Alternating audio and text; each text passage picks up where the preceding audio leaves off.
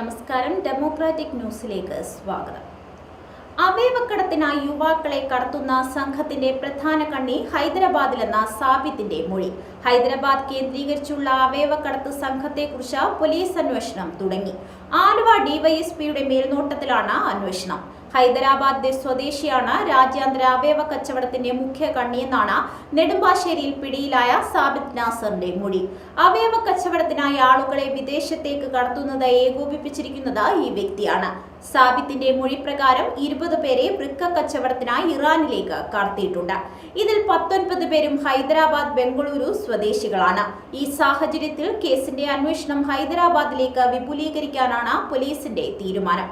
ഇരകളെക്കുറിച്ചും ഇടപാടുകളെക്കുറിച്ചും വിശദമായ വിവരശേഖരണത്തിനും തെളിവെടുപ്പിനുമായി സാബിത് നാസറിനെ 10 ദിവസം കസ്റ്റഡിയിൽ ആവശ്യപ്പെടും.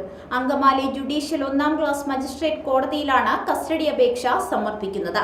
പാലക്കാട് തിരുനെല്ലായി സ്വദേശി ഷമീറിനെ 6 മാസം മുൻപ് ഇറാനിലേക്ക് കൊണ്ടുപോയിരുന്നതായി സാബിത്ത് സമ്മതിച്ചിരുന്നു. പോലീസ് സംഘം തിരുനെല്ലായിൽ എത്തിയെങ്കിലും ഇയാളെ കണ്ടെത്താൻ കഴിഞ്ഞില്ല.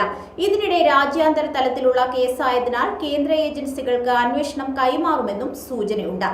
NIA അടക്കമുള്ള സംഘം സാബിത്തിനെ ചോദ്യം ചെയ്തിരുന്നു. കേസുമായി ബന്ധപ്പെട്ട പലരെയും പോലീസ് കസ്റ്റഡിയിലെടുത്ത് ചോദ്യം ചെയ്തെങ്കിലും ഇവരുടെ പങ്ക് വ്യക്തമായിട്ടില്ല. ഇരകളെ കണ്ടെത്തി വൈദ്യപരിശോധന നടത്തി ഏതൊക്കെ അവയവങ്ങൾ നീക്കിയിട്ടുണ്ടെന്ന റിപ്പോർട്ട് തയ്യാറാക്കാനും പോലീസ് തീരുമാനിച്ചിട്ടുണ്ട്.